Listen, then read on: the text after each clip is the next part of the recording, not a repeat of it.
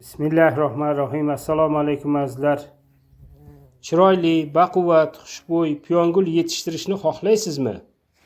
Unda bizni shu tavsiyalarimizni eshiting. Bugun sizlar bilan ikkinchi darslik. Piyongul ko'chatlarini ekish uchun ma'qul bo'lgan unumdor, hosildor yer tayyorlash ishlari bo'yicha o'z tavsiyalarimizni berib o'tamiz. Azizlar, bugungi videomizni oxirigacha tomosha qiling. Kimki bizni kanalimizda yangi bo'lsa, obuna bo'lishni unutmanglar. Bu biz uchun muhimdir. Azizlar, piyongullarni sog'lom, chiroyli, baquvvat bo'lib ochilishida birinchi navbatda piyongul ekiladigan yerlarni to'g'ri tanlashimiz kerak. Gullarni, o'simliklarni rivojlanishi uchun asosiy nima kerak? Unumdor tuproq, quyosh nuri, suv, beriladigan oziqalar va o'z vaqtida yaxshi parvarish qilish natijasida ko'zlangan natijaga erishamiz. Piyongul ko'chatlarni asosan quyosh nuri yaxshi tushadigan yerlarga ekkan ma'qul. Agarda piyongul ko'chatlarni salqin, kun bo'yi soya tushadigan yerlarga ekilsa, piyongul ko'chatlari yaxshi rivojlanmaydi hamda novdalari ingichka, nimjon bo'lib o'sadi. Gul berishi ham juda ham kam bo'ladi. Ko'p miqdordagi, masalan 10 ta, 100 ta va undan ortiq piyongul ko'chatlarini ekish uchun oldindan tayyorgarlik qilish kerak. Ya'ni iyul oyini boshidan 15-sentyabrgacha yer tayyorlash ishlarini amalga oshirish maqsadga muvofiq bo'ladi. Assalomu alaykum azizlar. Mana bugun 10-avgust 2023-yil. Piyongul ekiladigan yerni kesib chiqib tayyorladik. Keyin mana o'ydik. Endi mana bunaqa lapatkalarda tekislab chiqib go'ng solsak, mana go'ng solish ishlari.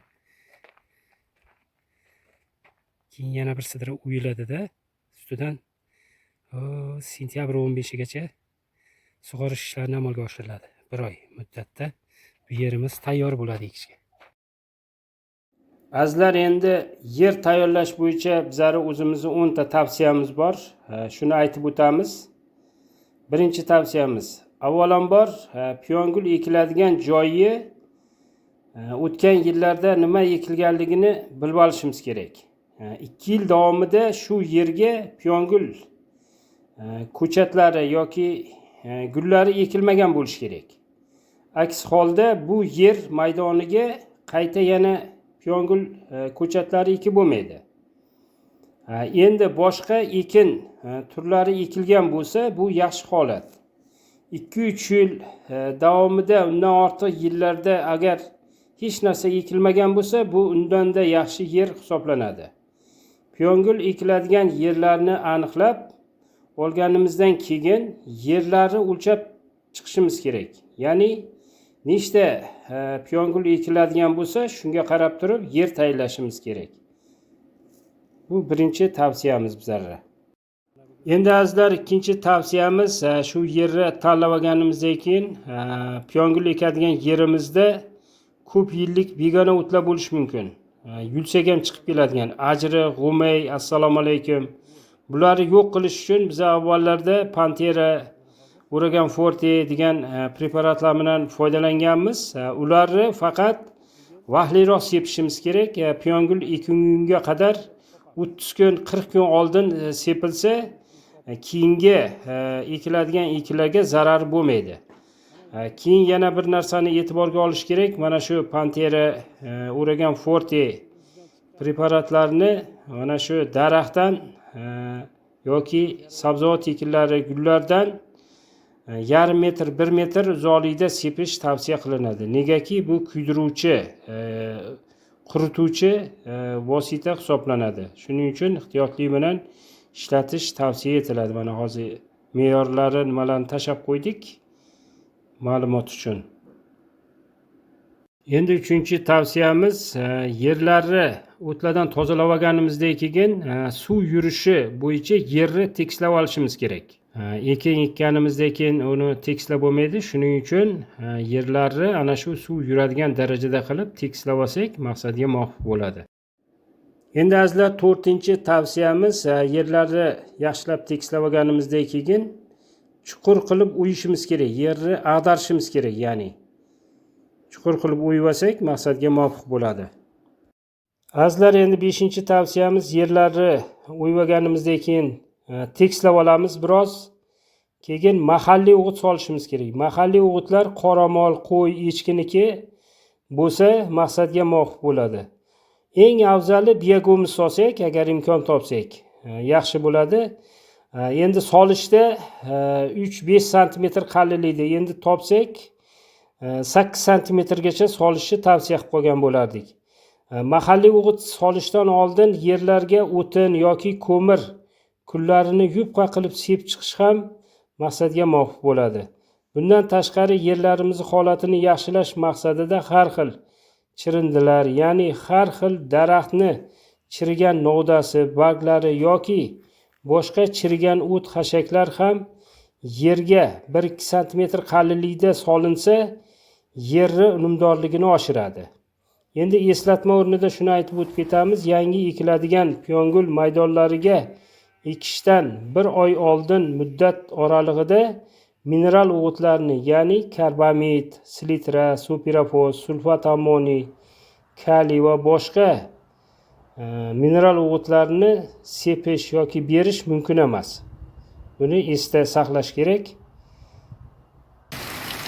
Assalomu alaykum azizlar. Mana bugun 28-iyun 2024-yilda mana Zari tumanida inshaalloh bir chiroyli bir yomg'irlarimiz yog'yapti. Mana shu yomg'irlarimiz barcha ekinlarimizga inshaalloh foydali va barakatli bo'lsin deymiz. Azizlar, endi 6-tavsiyamiz mahalliy o'g'it solingan yerlarni chuqur uyishimiz kerak, ag'darib chiqishimiz kerak. Ya'ni ana shu mahalliy o'g'it yerga aralashib ketish kerak. Shu darajada bir yaxshi uyishimiz kerak. Mahalliy o'g'it juda ham bir yaxshi aralashishi kerak yerga. Ana shunda yerimiz unumdor tuproqqa aylanadi inshaalloh. Mana 16-avgust 2023-yil. Mana bu maydonlarimizni tayyorlab oldik.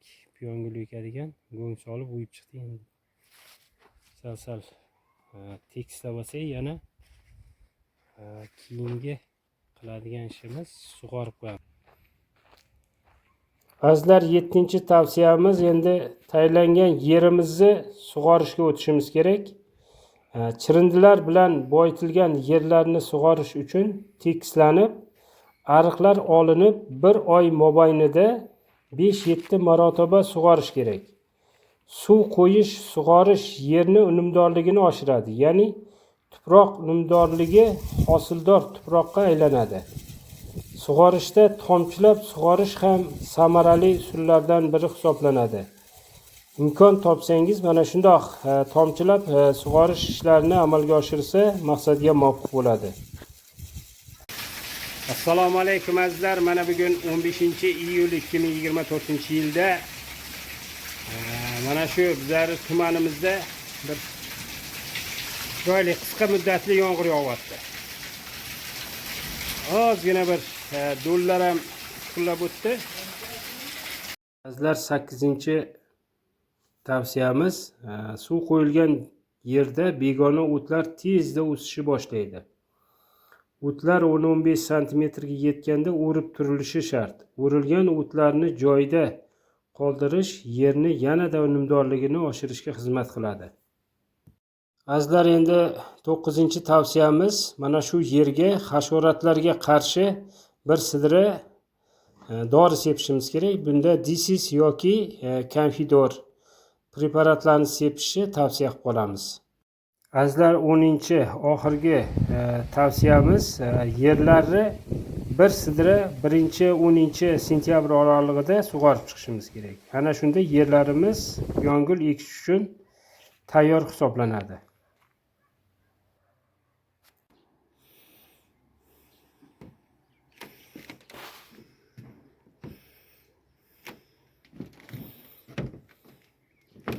Mana 22-sentyabr 2024-yilda mana piyongullarimizni ko'chirib nima qildik? Mana ish jarayoni tayyorlab qo'ydik. Mana bu tegida ko'chatlarni mana shu yerga qo'yib sekin astalik bilan.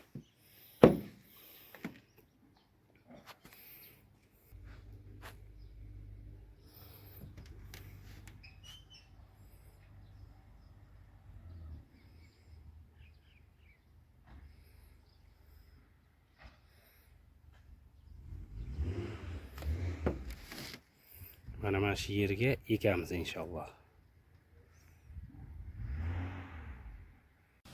Azizlar, shuning bilan bugungi darsligimizni yakunlaymiz.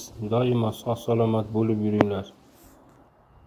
Azizlar, bir e'lonimiz bor edi. Hurmatli obunachilarimiz, aziz gulchaydolari, sizlarga shu YouTube kanalimizda bir o'yinli mukofotimiz borligini aytib o'tamiz. O'yin shartlari: sizlar piyongul ko'chatlarini ekish uchun yer tayyorlash bo'yicha boshqa usullarni bilsangiz va yana yerga qanday tabiiy ozuqalar tashlash kerakligi to'g'risida o'zingizni fikringizni kommentariyada yozib ketinglar. Sizlarning barcha fikringiz ko'pchilik uchun muhimdir. Kommentariyada yozilgan so'zlarga eng ko'p layk bosgan kontakt egasi mukofotga loyiq deb topiladi. Bu bilan siz bizning qimmatli mukofotimiz egasi bo'lishingiz mumkin. Sovringa qo'yilgan mukofotlar 2 tup Madame Coltain oq piyonguli, yana bunga qo'shimcha 8 tup o'zimizning pushti piyongul ko'chatlari, jami 10 tup piyongul ko'chatlari sovg'a tariqasida beriladi. Bu mukofotlarimizni aniqlash muddati 2025-yil 31-avgust kuni soat 24:00 gacha belgilandi. G'oliblarimizni mukofot egasini 2025-yil 1-sentyabr kuni Mustaqillik kunida shu YouTube kanalimizda e'lon qilamiz inshaalloh. E'tiboringiz uchun rahmat, salomat bo'linglar.